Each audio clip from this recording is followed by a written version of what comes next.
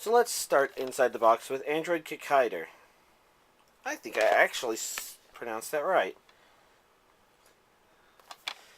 You can see they come in these nice, shiny individuals. There's a complete collection version, but since I went with the individuals, I obviously don't know what that looks like.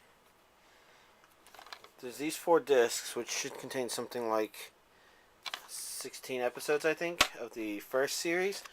And then there's a DVD that's Kikaider 01, the animation, which is actually a sequel to these, I believe. And because of that, it's actually, I never took this sticker off. This is included in the box set. I think it's all 4 episodes of that. And so the box set has a total of 20 episodes covered in these 5 DVDs. Oh, jeez, that's a lot of DVDs. Okay, so we'll do the turn sideways thing so that we have enough space for the next. Next up, we've got Death Note.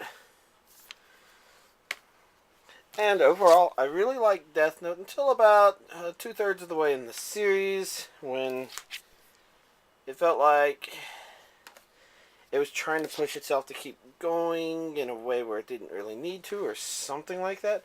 And I really didn't like the way it ended.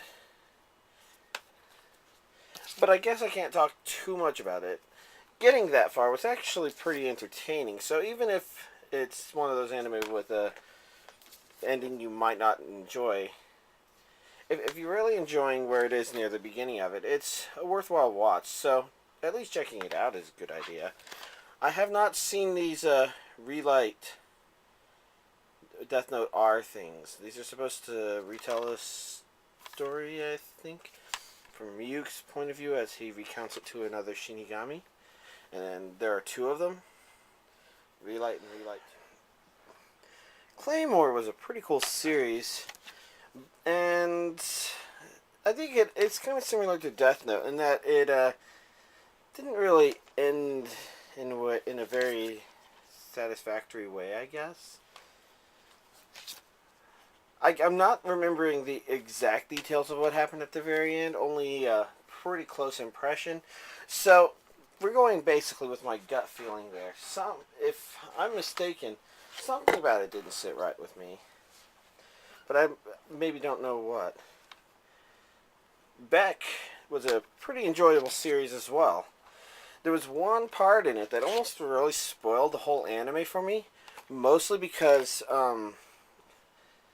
this anime, which tries to present itself as mostly realistic, decided throwing a little female on male violence would be funny or something, and we're supposed to just not think any differently of the character because of that. That just felt unnatural.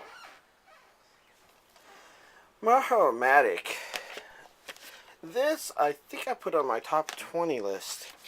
I should probably rewatch it, see if my feelings are still the same. Actually, before I continue putting these down, we really ought to check the inserts. I can feel some of these DVDs are definitely heavier than others. In fact, I probably should have done that for Claymore, too. These have some sort of... Oh, I see. It's got a stand on the side there. So I guess these are supposed to be paper stand-up things. Kind of forgot that they were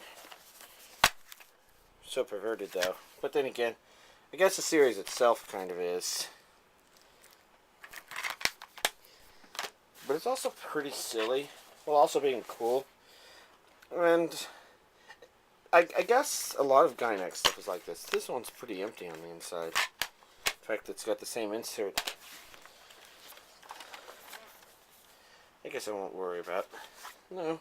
We should check. Maybe just the packaging feels a little heavier on that one. Then I guess I don't care anymore.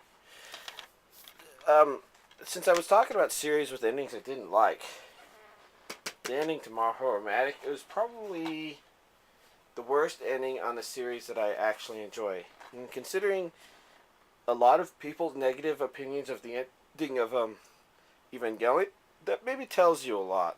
Because I actually kind of like the ending to that. Or maybe that doesn't tell you a lot, but they probably shouldn't have done that last episode. And then we have a summer special. released in its own one-off DVD, so I don't have the Ultimate Collection. But I guess that's okay. Okay. Next up is Tenjho Tenge. And this DVD actually has the plastic thing stuck to the front of it, which means that I have a lot of the mini clipboards, or some of them. See? There's the regular DVD front down there. This is the mini pencil board thing that some DVDs came with at that time. Though I don't feel one for Volume 2. Content of the series-wise, I actually thought it was pretty cool until, like, the second half of the series when it was doing this slow, boring, but I guess important flashback. And I never finished the series because of that. I kept meaning to get back to it. But yeah, So this one is a little blurred. You probably notice that more in real life, and I can feel it's bumpy here, which means I put the poster board, pencil board thing in the plastic of the case. Oop. I don't think I can show it very easily. In fact, if I'm not careful, I might not be able to close it again. This one's blurry too, which means I also have the pencil board thing for here, and then the final disc, disc 8, which also has the pencil board in it. So I haven't actually watched much Kannazuki no Miko dub, so I'm not sure what I think about that, and I'm kind of curious about it, because I did download and watch it some time ago, and while there was something somewhat off about it, overall, it was a very interesting concept, and I really enjoyed watching it. You know, that's, I guess, a common motif I have is I watched something that was both interesting and yet I also noticed flaws while watching it, and somehow those influenced how I felt. But I don't know. Let's go on to Digimon. To begin with, we have Digimon the movie. Then we have Digimon Data Squad Collection 1. We're beginning here with pretty much my, I guess those all have the same creature on them. So we can just show the immediate insight. But Digimon hasn't seen a lot of official release. We've got Digimon Data Squad Collections 1 and 2.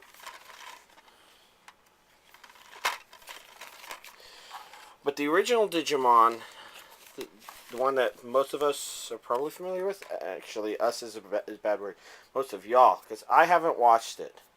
I've actually not seen any of it, not even the stuff I bought. But the original stuff, only the first 13 episodes were released, and I haven't bought those yet. I really should. Because what I did instead was I started exploring these. And this brings me to the last thing that I was asked to show was my bootlegs. And the DVDs look okay. The packaging is pretty damn robust.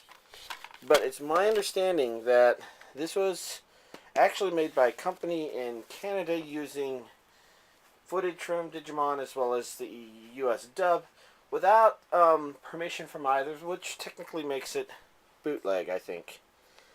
And I've got the first 2 seasons of it like this. It's really unfortunate. These are pretty good quality. This is pretty good quality packaging as far as I can tell. Although I haven't played the discs themselves to verify. Oh well. Anyways, that's this week's Inside the Box.